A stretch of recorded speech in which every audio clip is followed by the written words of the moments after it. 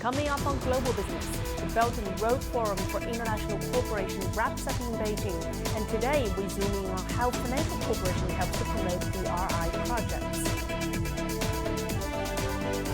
We speak with the head of the State Power Investment Corp to find out how the world's biggest clean energy company leverages BRI in its green transition.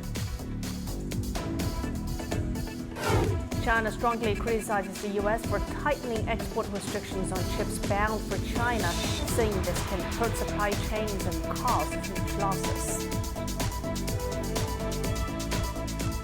From CGTN headquarters here in Beijing, this is Global Business. I'm Lily Lu. Our top story: Chinese President Xi Jinping has met with world leaders who attended the Third Belt and Road Forum in Beijing.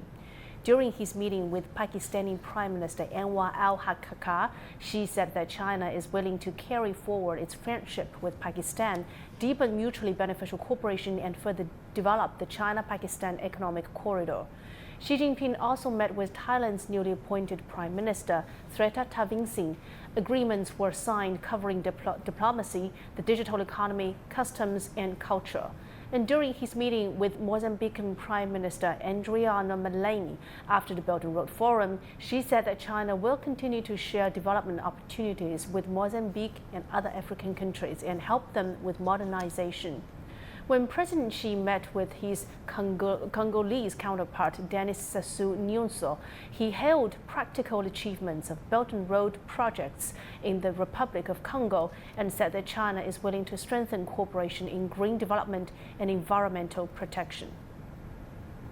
China pledged to shore up financial support for BRI projects during the Third Belt and Road Forum for International Cooperation. The China Development Bank and the Export-Import Bank of China will each set up a 350 billion yuan financing window to support BRI cooperation. In the meantime, an additional 80 billion yuan will be injected into the Silk Road Fund. Official data shows that Chinese banks' financing support for Belt and Road projects has exceeded 5 trillion yuan during the past 10 years. One of the key priorities within the Belt and Road Initiative is financial integration, and this particular emphasis is playing a significant role in speeding up the internationalization of the RMB. Song Yaotian has more. China's investment in Belt and Road Initiative countries, coupled with its vibrant trade links, are helping to push forward the internationalization of the RMB. By the end of last year, China's central bank has signed currency swap contracts with central banks of more than 20 Belt and Road countries. It had also set up a cross-border interbank payment system in over 10 Belt and Road countries.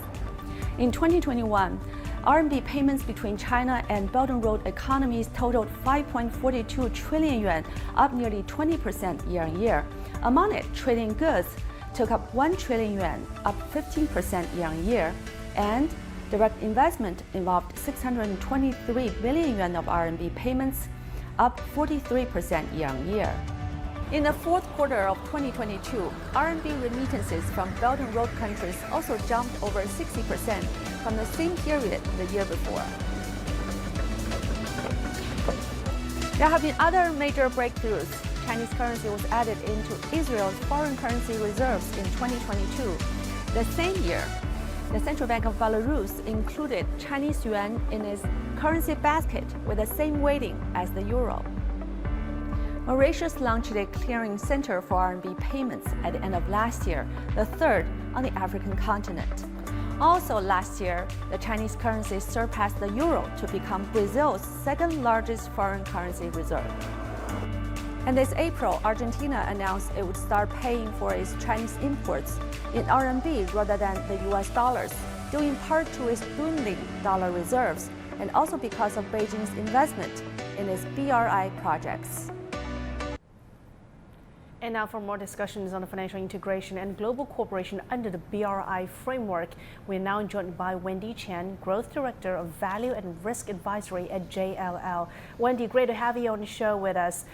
So we've heard about the China Development Bank and the Import-Export Bank of China creating a substantial 350 billion yuan financing avenue with an additional 80 billion yuan bolstering the Silk Road Fund. What is the significance of establishing RMB financing mechanism to bolster BRI projects?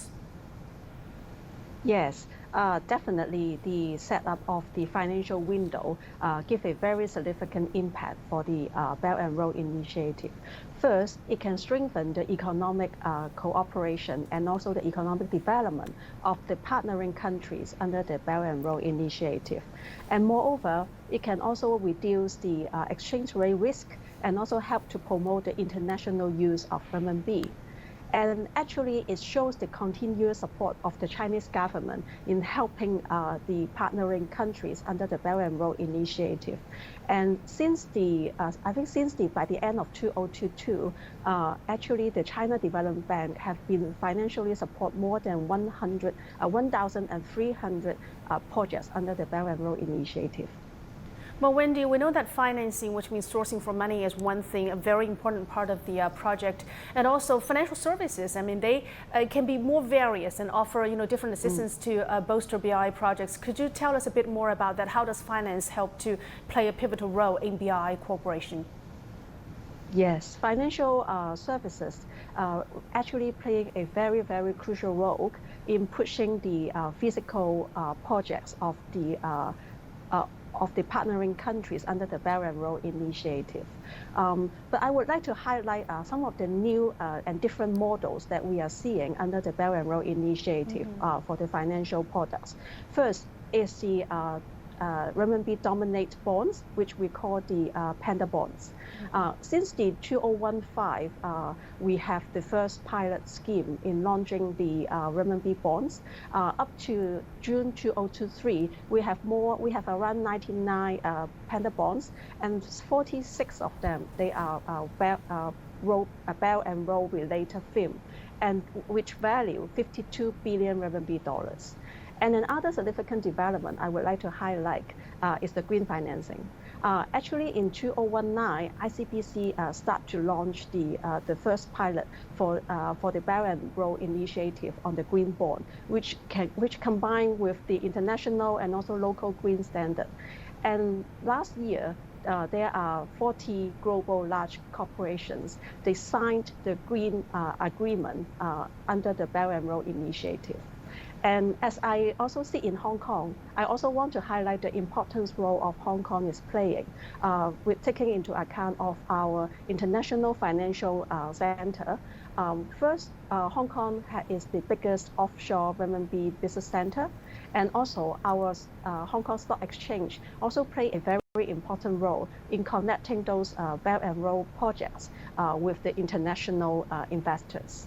So, and we see there are more and more investors from Middle East and also Asian countries. They are investing in the Belt and Road projects by listed in the Hong Kong Stock Exchange. And JLL also do the valuation service for them.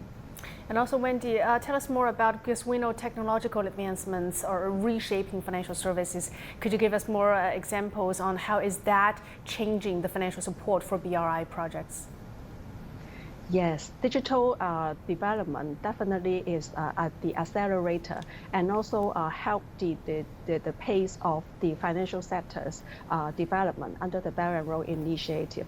One of the key features I would like to highlight is the digital currency.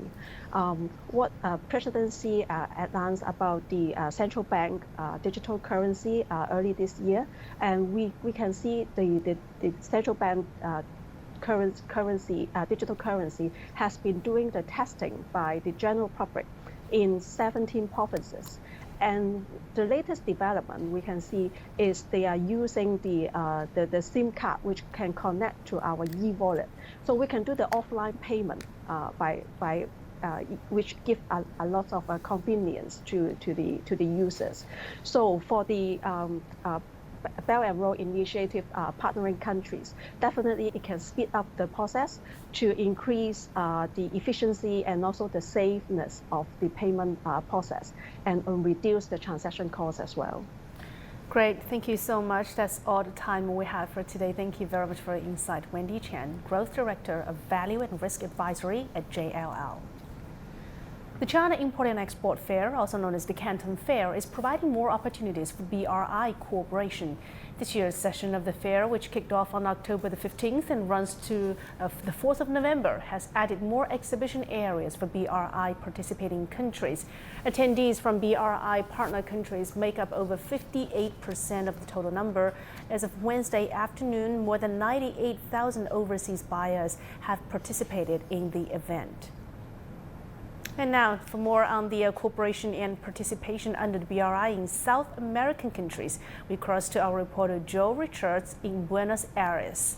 Hi there, Joe. Argentina formally joined BRI earlier this year. It is the largest economy in the region to do so. How does cooperation and participation in the BRI compare across South America?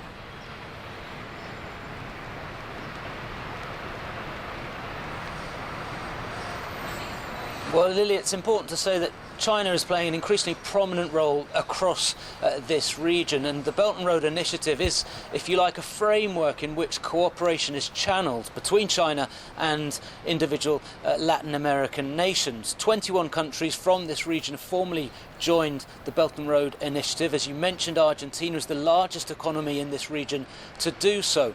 President Alberto Fernandez signed the documents in February of last year, February 2022, and at that moment, with President Xi Jinping, the two countries agreed a package of around $23 billion for investment in a series of infrastructure projects, many of which were already underway. But as I said, formally joining the Belt and Road Initiative, if you like, formalises the framework in which that cooperation takes place. And just this week, for example, the turbines arrived in Patagonia in the south of the country for the hydroelectric dams, which is one of the largest infrastructure projects outside of China that China is undertaking. So we're seeing in Argentina great investment, large investment in infrastructure. At the Belt and Road Summit in Beijing this week, Chile's President Gabriel Boric was also present, and he announced a major investment in lithium. So there's cooperation also with the development of green energy, the resource lithium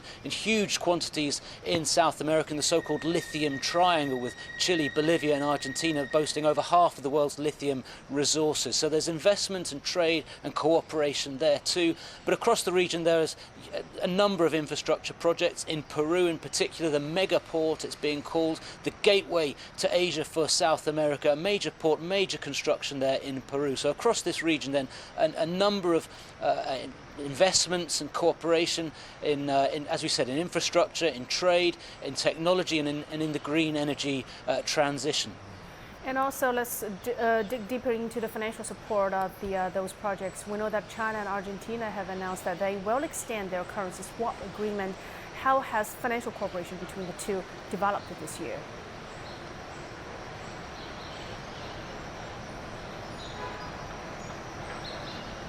Well, it's been extremely important for Argentina this year with a very unstable economy. It's important just to give viewers a bit of context for Argentina's economic situation. It has rampant inflation at over 130% annually at the moment. It has the debt repayment to the International Monetary Fund, a $44 billion debt that it needs to pay back. And it also suffered a mega drought this year, one of the worst droughts in history. That wiped $20 billion off exports. So the economic situation has been very difficult for Argentina, and the currency swap with China has helped to alleviate that situation. Using that swap, Argentina has been able to do two things. One, continue imports from China. As we heard it earlier in the program, Argentina and China's bilateral trade is now conducted in renminbi. They no longer go through the US dollar. That makes imports and exports for both countries cheaper, but also enabled, as we said, Argentina with its depleted foreign reserves to continue importing from China. The swap also allowed Argentina to make one of its payments to the International Monetary Fund. So that was the first part of the swap.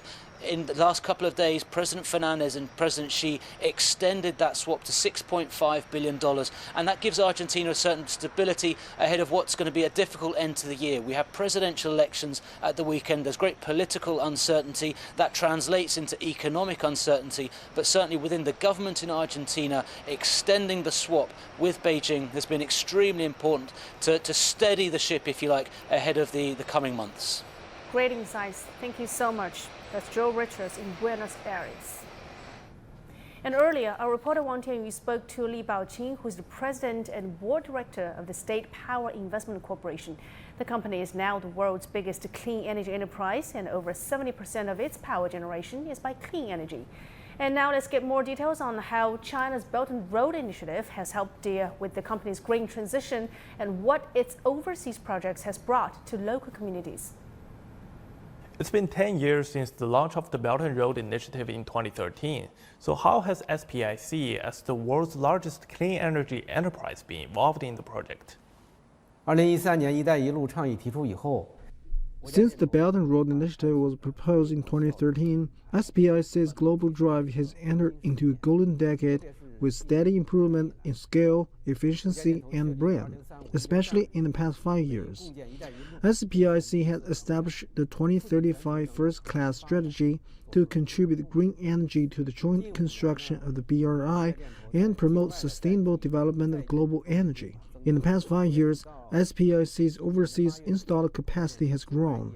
As of the end of August 2023, SPIC's overseas business involves 47 countries and regions worldwide, with total overseas assets of 132.58 billion yuan. 1325亿元 So last month, I visited the Hunutulu thermal power plant in Turkey. I think you know that better than me because it's your company's investment in the country, and it's actually the biggest Chinese investment project in Turkey. But that is just dozens of SPIC's overseas projects. So could you introduce more, and what have these projects brought to local residents? 国家电投呢，我们先后在孟加拉 SPIC has implemented a large number of energy cooperation projects in Bangladesh, Kazakhstan, Pakistan, and other countries, delivering clean, safe, and reliable electricity to local areas, while also contributing to environmental protection, energy transformation, and economic development, and also improving livelihoods. Take the Cox's Bazar wind farm project in Bangladesh, for instance. It has provided more than 1,500 local jobs and played a vital role in promoting the production and consumption of new energy and emission reduction. It has also been hailed as a model of China-Bangladesh energy cooperation by the mainstream media in Bangladesh. SPIC has put environmental protection high on its agenda. The Hub project in Pakistan has planted more than 10,000 trees of various types. SPIC fully interprets China's responsibility in the 47 countries and regions covered by its business, especially in the face of major challenges such as the fight against COVID-19, the earthquake in Turkey, and the once-in-a-century floods in Bangladesh, supporting people in Belt and Road participating countries. 应该说生动地诠释了中国担当。 How will SPIC further facilitate cooperations with the Belt and Road partners? 但是下一步呢，我们通过这个 In the future, we'll continue to expand our business to 5 key regions in the continents of Asia, Europe, Africa, and South America, focusing on the deployment of clean energy projects in relevant countries, and seek cooperation in emerging industries with countries having favorable conditions. SPIC will give full play to the scale, technological, and industrial advantages in the field of clean energy and deliver outcomes better than expectations. First, SPIC supports its affiliated units to conduct cooperation through various methods to promote better implementation projects and achieve expected benefits. Second, SPIC strengthening cooperation in the industrial chain and providing more cooperation opportunities for local enterprises. Third, SPIC is committed to providing local cooperative enterprises with training and technical support, while also sharing experiences and providing other assistance to empower the development of cooperative enterprises. 赋能合作企业呢，可持续发展。 This is Global Business on CGTN. Still to come on the program. China strongly criticizes the United States for tightening export restrictions on chips bound for China, saying this can hurt supply chains and cause huge losses.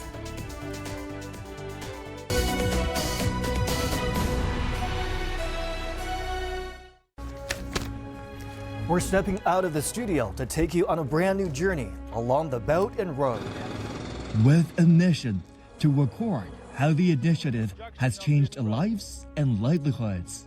We travel to over 20 countries. L'édition reportage Almaty, Kazakhstan. À Dubaï, aux Émirats Arabes Unis. Desde las calles de Rio de Janeiro. للمشاريع في Dhaka, Bangladesh. We document not only infrastructure along the Belt and Road countries, but also cultural links that bound the community with a shared future. Stories of how they promote growth and improve lives. We invite you only on our special series of the New Silk Road.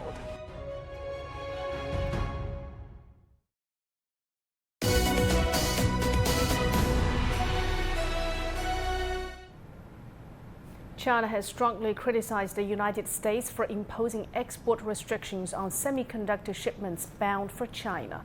The Chinese Ministry of Commerce has called on the United States to swiftly revoke these export control measures. The response comes as the Biden administration intensifies its efforts to prevent advanced chips from reaching China, including sales restrictions on processors specifically designed for the Chinese market. The latest restrictions build upon prior limitations on chips related to artificial intelligence in China. A spokesperson from the Ministry of Commerce further emphasized that excessive control measures imposed by the U.S. are severely impeding regular economic and trade interactions among relevant companies, and also they will be posing a threat to the stability of global industrial and supply chains. At the news, shares of major chip giants continue to fall on Wednesday, that is after the U.S. imposed export restrictions on chip shipments to China. NVIDIA's share price sank sharply and closed down 4.7%. Intel and AMD also finished trading lower as several Wall Street firms weighed in on the impact of the chip sanctions. Citi analysts say that they believe the scope of the new thresholds set out by the Biden administration will make it difficult for NVIDIA to sell to China. This time around, it will require more than just networking modifications made on the products that were sent to China previously. Citi maintained its buy rating on NVIDIA, but lowered its price target to $575 from $630. Morgan Stanley analysts also lowered their price targets. Let's get some insights on the China-U.S. relations and the upgraded U.S. chip regulation. We're now joined by Andy Mok, Senior Research Fellow at the Center for China and Globalization. Great to have you on the show as always, Andy. So the recently revealed blacklist now encompasses NVIDIA's AI chips, with China contributing a significant 25% share of the company's data center chip sales revenue. Of course, the list covers other companies as well. So what potential consequences might this have on chip enterprises? Thanks for having me on, Lily. Well, this is going to have clearly a negative impact on companies like NVIDIA. So they depend on their revenue to fund R&D. So NVIDIA spends about 17–18% of revenue a year to ensure that its technology remains competitive. Other companies like Intel, AMD, Qualcomm spend between 17 to 20% of their revenue, and all of these companies depend significantly on China for revenue. So this actually, ironically, could undermine the long-term competitiveness of the American semiconductor industry. Well, Andy, clearly the U.S. is intensifying its technological rivalry with China. This conflict commenced back in 2019. And also the American Semiconductor Industry Association expressed concerns that those new measures are, quoting, excessively extensive, and that it poses a risk to the U.S. semiconductor industry without enhancing national security, as they might prompt international clients to see other options. What are your thoughts on this? No, I think they have it exactly right, because in the short term, of course, this is going to hurt the stock prices of these companies. Longer term, it further undermines confidence in these companies and is only going to accelerate China's efforts, or the efforts of Chinese companies and frankly other companies around the world, to develop alternative sources for these chips.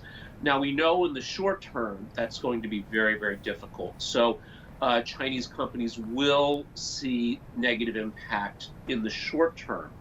But let's look at Huawei as an example. So they suffered immensely by being placed on the entity list, and yet they were able in the span of several years to bounce back and develop their own alternatives. And I think given the robustness of China's R&D and manufacturing ecosystem in the high-tech space, again, all this is doing is accelerating the efforts to find replacements to companies like NVIDIA. And also, in face of such uncertain circumstances, what kind of strategies do you think can chip companies or other businesses along the value chain employ to navigate these challenging waters?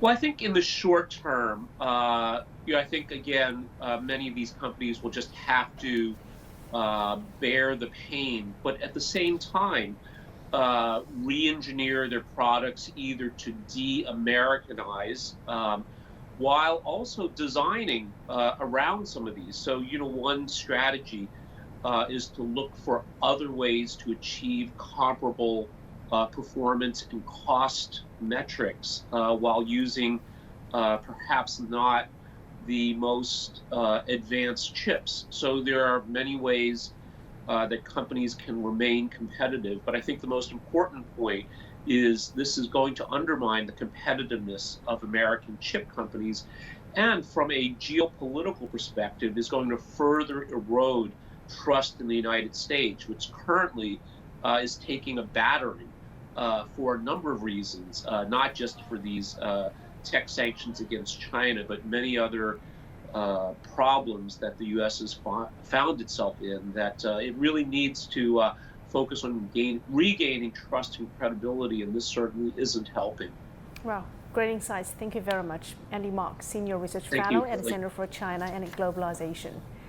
Well, at the recent Tsinghua Management Global Forum on October the 18th, leading experts such as Bai Chong-en, Dean of the School of Economics and Management at Tsinghua University, and 2001 Nobel Physics Prize winner Michael Spence shared their insights on the concept of manageable globalization. Spence emphasized that China's pursuit of high-quality development is in harmony with principles such as people-centered development and a symbiotic relationship between humanity and nature. Well, the world is gaining a deeper comprehension of China through more enlightened avenues, he said, adding that the rise of new artificial intelligence technologies is pivotal in addressing market imbalances that's caused by information disparities and foster a positive outlook for future progress. And with that, I'm wrapping up this edition of Global Business here on CGTN. I'm Lily Lu in Beijing. Till next time, bye for now.